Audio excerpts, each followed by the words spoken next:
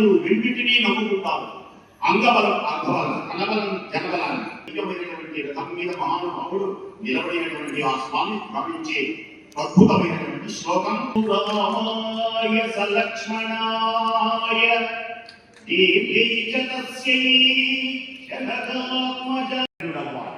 కర్రగనిదే కొవ్వొత్తి కాంతినెలా ఇస్తుంది. ఈ మాటలు మరొకటి. కరగనిదే కొవ్వొత్తి కాంతినెలా ఇస్తుంది, మరగనిదే నీరు ఎలా మబ్బు రూపు దాల్చుతుంది. బుద్ధి లేదా నీకు అంటే బుద్ధి లేదా అంటే బుద్ధి అంటే బుద్ధి ఈజ్ ఈక్వల్స్ నిర్ణయాత్మకమైనటువంటి శక్తిని బుద్ధి అంటారు. నీ అంతట నువ్వే నిర్ణయించుకుంటేనే అది బుద్ధి. పంచుకో. ఆ నిర్ణయాత్మకమైనటువంటి శక్తి దీని పేరే మనీషా అంటారు. ఆ మనీషుడు ఆంజనేయ స్వామి. నేను తప్పు చేయలేదు, దేనికని నాకు ఏ విధమైనటువంటి కోరికలు లేకుండా, తెలివితేగలని లేకుండా ఉన్నదే అని మనం మొట్టమొదటి అనుకుంటాం. జాగ్రత్తగా విచారణ చేయాలి. అనగానే ఈ దేహం లడ్డూలు తీసుకోకూడదు. ఒకరు గబగబా నేను ఉపన్యాసం చెప్తూ ఉంటే ఒక ఆయన వచ్చి, ఏమండి ఆడవాళ్ళు జుట్టు మెరబోసుకోకూడదు అంటుంటారు, నిజమేనా అని.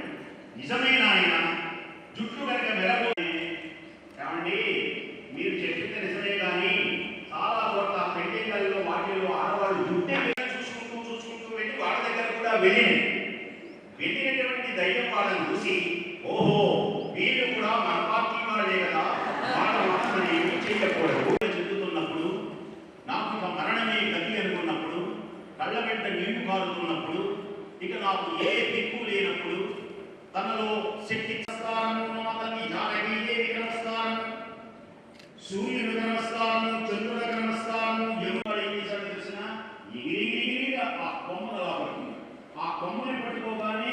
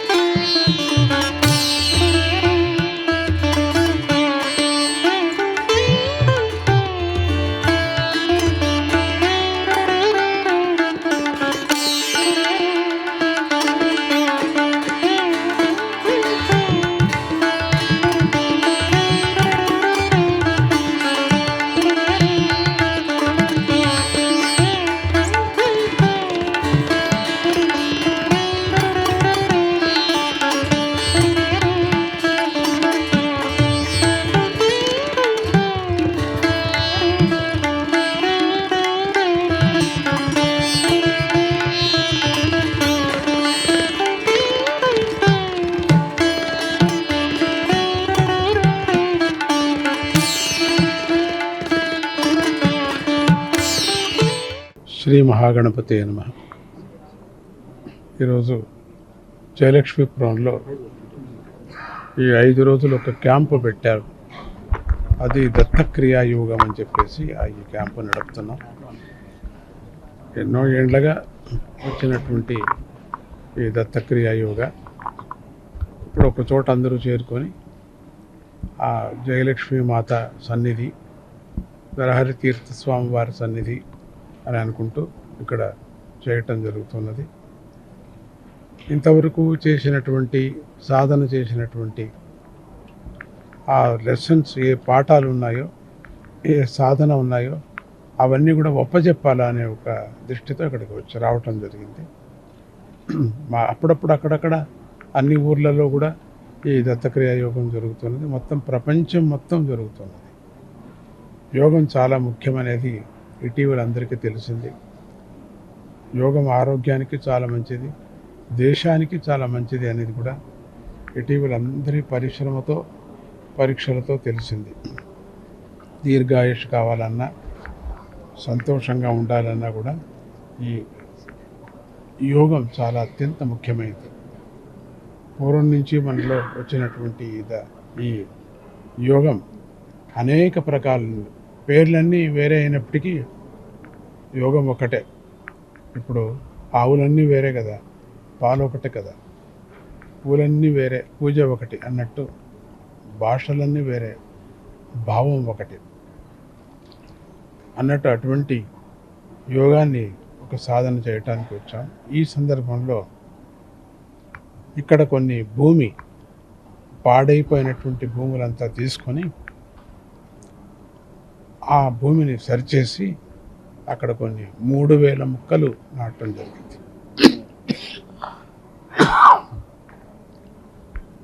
అంటే అడవి బాగా ఉంటే వానలు బాగా వస్తాయని.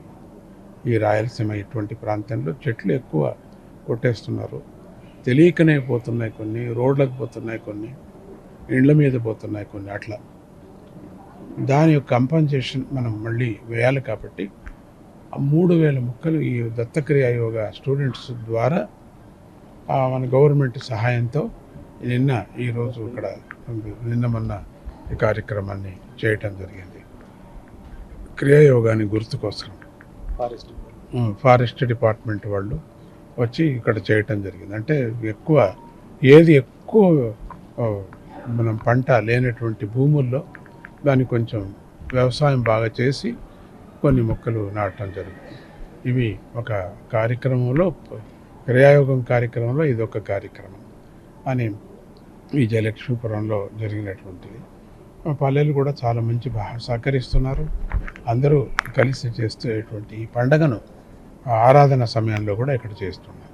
జయ గురుదత్త.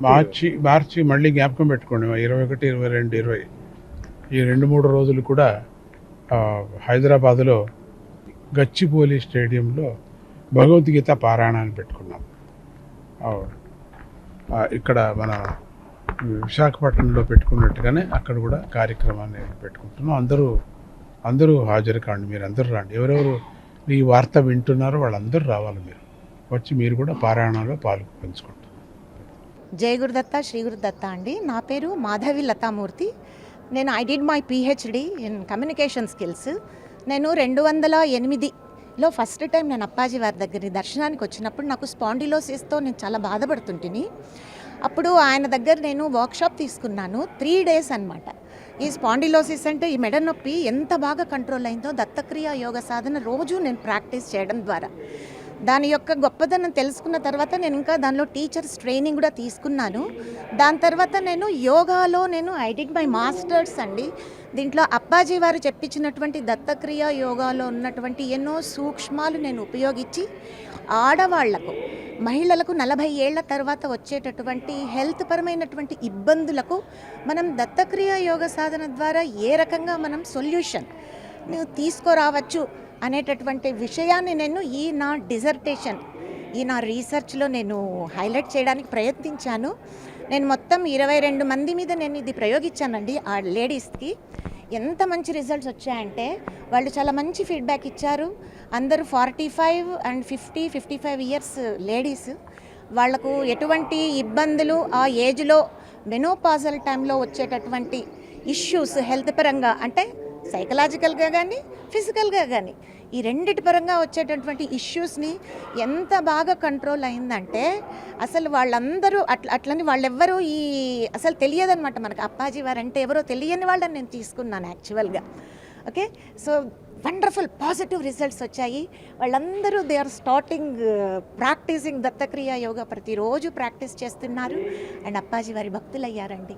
ఆయన మా జీవితానికి లైఫ్ లైన్ అండి. దత్తక్రియ యోగా వివర్ధత, దీన్ని ఎప్పుడు మనం ప్రాక్టీస్ చేస్తూ ఉంటే ఆరోగ్యంగా ఉంటాం.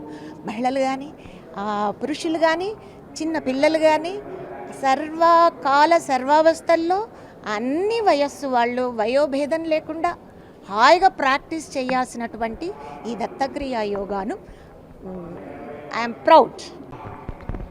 జై గురుదత్త అండి. శ్రీ శ్రీ శ్రీ శ్రీ శ్రీ గణపతి సచ్చిదానంద స్వామిజీ గురుభ్యో నమః. నేను సరిత, హైదరాబాద్ నుంచి వచ్చాను. నేను working as a pharmacy officer at Yadadri Bhuvanagiri district మరియు ఆల్టర్నేటివ్ థెరపిస్ట్ లాగా వర్క్ చేస్తున్నాను. ప్రతిదానికి మందు ఒక వైద్యమే ఉంటుంది అని ఊహించిన తరుణంలో నాకు కొన్ని ఇన్సిడెంట్ బేస్లో ఒక పరిస్థితుల్లో నా హెల్త్ ఆఫ్ ఇష్యూ వచ్చి నా శరీరం చనిపోయే స్థితికి వస్తే స్వామీజీ దర్శనం అయ్యింది. ఆ టైంన స్వామీజీ నాకు ఒక్కసారి నా వైపు చూసి ఆకు పండై రాలిపోవాలి అని చెప్పి వెళ్ళిపోయారు. ఆ మాట ఇన్స్పిరేషన్ తోటి నేను స్వామీజీ భక్తురాలుగా అవుతూ అన్ని అనుభవాలు ఎదురైనా కానీ స్వామీజీ వైపు పల్లలేకపోయాను. అలాంటి ఇన్సిడెంట్లో ఒక చిన్న యాక్సిడెంట్, అంటే బస్సులో బ్రేక్ వేస్తే కింద పడిపోతే నా స్పైన్ అంతా స్ట్రైట్గా అయ్యి నేను కూర్చుంటే లేవలేని పరిస్థితికి వచ్చేసాను. చూడడానికి బాగానే ఉండేదాన్ని, బట్ కూర్చుంటే లేవలేని పరిస్థితికి వచ్చాను. డాక్టర్ గారు 6 నెలల వరకు నువ్వు లేవలేవమ్మా, చాలా పరిస్థితి దారుణంగా ఉంది అన్నప్పుడు నాకప్పుడు స్వామీజీ అనుగ్రహంతో ఈ దత్తక్రియ యోగా అనేది తెలిసింది. దీంట్లో నేను నా హెల్త్ కోసం నేను ప్రాక్టీస్ చేస్తూ ఒక దత్తక్రియ యోగా టీచర్ లాగా అయ్యి నా వంతు కార్యక్రమంలో భాగంగా ఎంతోమందికి దత్తక్రియ యోగా క్లాసెస్ చెప్తూ మరియు అవేర్నెస్ ఇచ్చుకుంటూ ఇప్పుడు నేను చేస్తున్న ఆల్టర్నేటివ్ ట్రీట్మెంట్ యాక్యుప్రెషర్ ట్రీట్మెంట్లో ప్రతి పేషెంట్కి ఉచితంగా క్రియాయోగాన్ని నేర్పుతూ స్వామీజీ యొక్క అనుగ్రహం వల్ల వాళ్ళందరికీ హెల్త్ ఇష్యూస్, ముఖ్యంగా ఆడవాళ్ళకు వస్తున్న హార్మోన్ ఇష్యూస్, ఇన్ఫర్టిలిటీ ఇష్యూస్, పెద్దవాళ్ళకు వస్తున్న అనేకమైన దీర్ఘకాల వ్యాధులకి ఈ దత్తక్రియ యోగా అనేది చాలా హెల్ప్ అవుతూ నన్ను ఒక రియలైజేషన్ తీసుకొచ్చి ఇప్పుడు హైదరాబాద్ నుంచి నాకు ఎగ్జామ్స్ ఉన్నా కానీ స్వామీజీకి కృతజ్ఞత భావంతో ఉండాలి, స్వామీజీ అనుగ్రహం నాకు కలవాలని ఈరోజు మార్నింగ్ ఇక్కడికి వచ్చాను. జై గురుదత్త, థ్యాంక్ యూ అనండి. జై గురుదత్త. నా పేరు కిరణ్, నేను హైదరాబాద్ నుంచి వచ్చానండి. స్వామీజీ భక్తుడుగా నేను గత 27 సంవత్సరాల నుంచి ఉన్నాను. కానీ గత 5 సంవత్సరాలుగా నేను యోగా సాధన చేస్తున్నాను. అయితే నాకు వచ్చిన అనుభవం ఏంటంటే, ఒక 6 సంవత్సరాల కిందట నా గుండె వేగము 180 నుంచి 200 సార్లు కొట్టుకునేది. జనరల్గా ఒక మనిషి, ఆరోగ్యవంతమైన మనిషి 72 సార్లు కొట్టుకుంటుంది, కానీ 180 నుంచి 200 సార్లు కొట్టుకునేది. అయితే మాకు తెలిసిన ఒక ఫ్యామిలీ పంతులు గారి దగ్గరికి వెళ్తే ఆయన ఒక యంత్రం ఇచ్చారు. బట్ మా గురువు గారికి అవమానం జరుగుతుందని ఏమైనా కానీ తీసేసి నేను నార్మల్గా పారాయణం చేసుకుంటూ ఈ యోగ సాధన కూడా స్టార్ట్ చేశాను. సో అది ఒక 3 to 6 మంత్స్లో నా గుండె నార్మల్గా వచ్చేసింది. ఆల్మోస్ట్ 72 నుంచి 80 సార్లు కొట్టుకునేది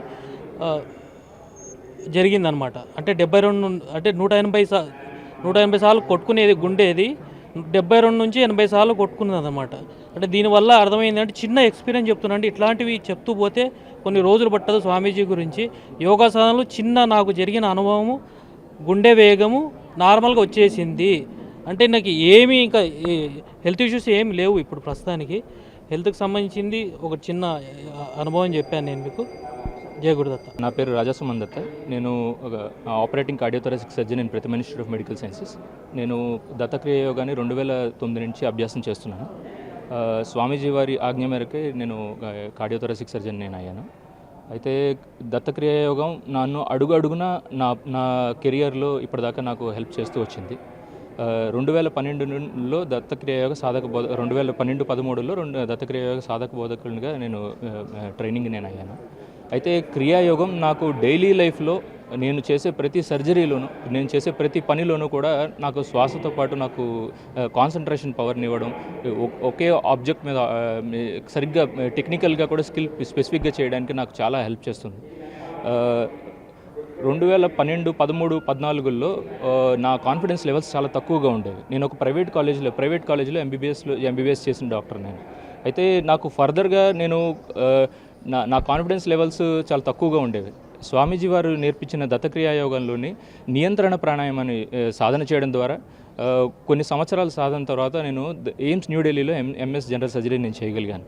ఎయిమ్స్ న్యూఢిల్లీలో ఎంఎస్ జనరల్ సర్జరీ తర్వాత ఫర్దర్ ట్రైనింగ్ నేను ఎంసీహెచ్ కోసం పీజే చండీగఢ్లో స్వామీజీ వారి అనుగ్రహంతోనే నేను జాయిన్ అయ్యాను. 3 ఏళ్ల సాధన అయిన తర్వాత ఇప్పుడు నేను ఇండిపెండెంట్గా ప్రతిమ ఇన్స్టిట్యూట్ ఆఫ్ మెడికల్ సైన్సెస్లో పనిచేస్తున్నాను కార్డియాక్ సర్జన్ కింద. ఇందులో నేను దైనందిన జీవితంలో మనం చేసుకునే డైలీ పనుల్లోనే మనం క్రియాయోగాన్ని ఎలా అనుసంధానం చేయాలి, సులువుగా మనం చేసే ప్రక్రియలోనే శ్వాసతో పాటు శ్వాస మాధ్యమంగా క్రియను ఎలా సాధన చేయాలి అన్నది స్వామీజీ వారి దత్తక్రియాయోగంలో సులువైన విధానంలో మనకి స్వామీజీ వారు ఇచ్చారు. నియంత్రణ ప్రాణాయామం అనేది నాకు చాలా బెనిఫిట్ అయింది. నేను స్వామీజీ వారికి దీనికోసం కృతజ్ఞతలు చెప్పుకుంటున్నాను. నా పేరు సుమతి అండి, హైదరాబాద్ నుంచి వచ్చాను. మా మేడం పేరు వైదేహి గారు. నాకు అసలు దత్తక్రియ యోగా అనేది తెలియదు. తను వచ్చి జాయిన్ అయ్యమని ఫోర్స్ చేస్తే ఒకసారి వెళ్ళాను. జాయిన్ అయిన తర్వాత నా ఆరోగ్యం చాలా చాలా మంచిగా అనిపించింది. తర్వాత ఈ యజ్ఞంకి కూడా నేను రాకపోయేది.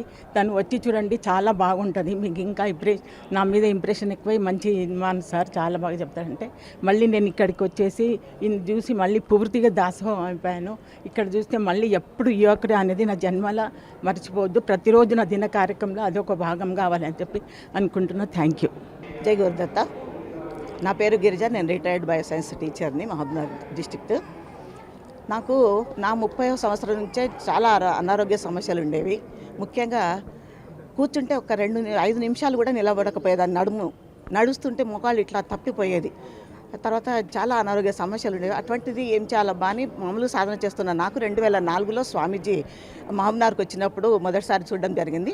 ఆ తర్వాత 2000 అదే సంవత్సరం స్వామీజీ దగ్గర క్రియాగా నేర్పిస్తున్నారని నేర్చుకొని ఒక 4 ఏళ్ళు 5 ఏళ్ళు నేను దాన్ని సాధన చేసిన తర్వాత ఇంత ఆరోగ్యము, తర్వాత మానసిక ప్రశాంతతను పొందినటువంటి నేను కొంతమందికి ఎందుకు దీన్ని చెప్పకూడదు అనే ఉద్దేశంతో స్వామీజీ వారి ఆశీర్వాదంతో 2009లో నేను క్రియాయోగా టీచర్గా జాయిన్ అయ్యి సెలెక్ట్ అయ్యాను. అప్పటి నుంచి నేను క్లాసులు చేస్తూ ఉంటే మొట్టమొదటి క్లాస్కే నేను మా రిలేటివ్ అయినటువంటి మా చిన్న కొడుకు తమ్ముడు గత 6 నెలల నుంచి అసలు నిద్రపోవడం లేదు, నిద్ర రావడం లేదక్క, నేను మామూలు డాక్టర్లు అందరినీ చూసినా కానీ ఎవరి దగ్గర నాకు ట్రీట్మెంట్ జరగలేదు, నేను హైదరాబాద్కి వెళ్దాం అనుకుంటున్నా అని అన్నప్పుడు, బాబు నేను నిన్ననే ట్రైనింగ్ అయ్యి వచ్చిన, నేను క్రియాయోగా నేర్పిస్తాను, నేర్చుకొని చూడు, ఒక 3 రోజులే ఉంటుంది కోర్స్ అని చెప్పాను. 2 రోజులు నేర్చుకున్నాడు. 3వ రోజు కల్లా అక్క 6 నెలల తర్వాత నేను ప్రశాంతంగా నిద్రపోయినాక ఏ డాక్టర్ దగ్గరికి నాకు ఇప్పుడు పోవాల్సిన అవసరం లేదంత కాన్ఫిడెంట్గా ఆయన చెప్పడం జరిగింది. అక్కడ 3 రోజులు వాళ్ళు అయిన తర్వాత ఎమ్మటే మా రిలేటివ్ ఉన్నాడు అక్కడ, 85 సంవత్సరాల వ్యక్తి ఆయన టీవీ రేడియోలో సంస్కృతం వేదాధ్యయనం చెప్పినటువంటి వ్యక్తి ఆయన కూడా ఎక్కడమ్మా ఇట్లా వచ్చినావంటే ఇట్లా నేర్పించిన తాతయ్య అని చెప్తే, అమ్మ నాకు నేర్పివమ్మా అన్నారు. 85 సంవత్సరాల మనిషి, ఆయన చెయ్యి వంగదు, కాలు వంగదు సరిగ్గా, అయినా సరే ఎంత భక్తితోటి ఆయన స్వామీజీ బుక్స్ చదువుతున్నారు, భక్తిమాల చదువుతున్నారు, కానీ ఇది తెలియదు అన్నమాట.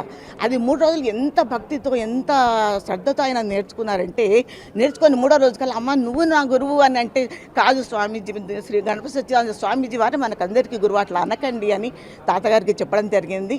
అదేవిధంగా మా స్కూల్లో ఒక టీచర్ ఉండేది, ఎప్పుడు రోజు జండు బాంబు రుద్దుకోవడం, రోజు తలనొప్పి అని చెప్పడం, అసలు జండు బాంబు రుద్దుకొని ఉండేదే కాదు. టీచర్ ఎందుకంటే బాధ, ఒక్క 3 రోజులు ప్రాణాయామం నేర్చుకొని మీకు అలకగా అవుతుంది కదా అంటే, అది నేర్చుకొని ఛార్జ్ చేసినప్పటి నుంచి తను జండు బాంబు అనేది మర్చిపోయింది, ట్యాబ్లెట్ లేకుండా ఉండేది కాదు. అంటే నేను ఆరోగ్య సమస్యలు కొన్ని నా అనుభవం చెప్తున్నా. ఇంకా ఒకటి ఏమంటే, ఆయన ఎప్పుడు కొంచెం డ్రింక్ ఉండేది, పిల్లలు గుడికి వెళ్దాం, భార్య గుడికి వెళ్దాం అంటే నమ్మకం లేదు, నేను రాను అనేవాడట. అటువంటిది క్లాసు నేను చేసిన తర్వాత ఆయన మంచి లీడర్ కూడా. ఆయన అది చేసిన తర్వాత మా రిలేటివ్కి చెప్పిన ఆయన మేనేజర్ అనమాట, ఆయన హెడ్ అన్నమాట. ఆయన ఎన్నో దురలవాటు ఉన్నటువంటి ఆయన నేను మరిచి నేను మంచిగా గుళ్ళకు దానికి వెళ్ళగలుగుతున్నానమ్మా అని ఆయన చెప్పడం జరిగింది. ఆ తర్వాత ఆధ్యాత్మిక అనుభవాలు అంటే అవి బయటికి చెప్పగలిగినవి కాదు. అటువంటి అనుభవాలు ఎన్నో ఇచ్చినటువంటి స్వామిజీ వారికి మేము ఏమి ఇచ్చిన రుణం తీర్చుకోలేను. నేను దత్తక యోగ టీచర్గా పనిచేస్తున్నాను. చాలా చోట్ల స్కూళ్ళల్లో హాస్టల్స్లో పనిచేశాను. స్వామిజీ అనుగ్రహంతో. జై గురుదత్త. నేను రాజేశ్వరీదేవి అండి. నేను టీచర్గా పనిచేస్తున్నాను గవర్నమెంట్ స్కూల్లో. 5 సంవత్సరాల నుంచి దత్తక్రియా యోగాని నేను చేస్తూ మా పిల్లలకి ఎక్కడెక్కడ పనిచేశానో అక్కడందరి పిల్లలకి కూడా మా సద్గురుల యొక్క చెప్తూ ప్రాణాయామం అంటే ఏమి, ఎట్లా చేయాలా,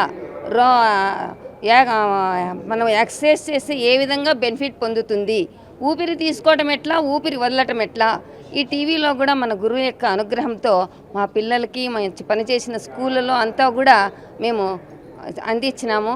గురువు యొక్క భక్తితో పాటు ఈ క్రియాయోగతో అంటే ఏమి, చిన్న చిన్న ఎక్సర్సైజ్తో నాడీ శుద్ధి వ్యాయామం ఎలా చేయాలి, చిన్న ఎక్సర్సైజ్తో బెనిఫిట్ పొందింది ఉంది. జై గురుదత్త.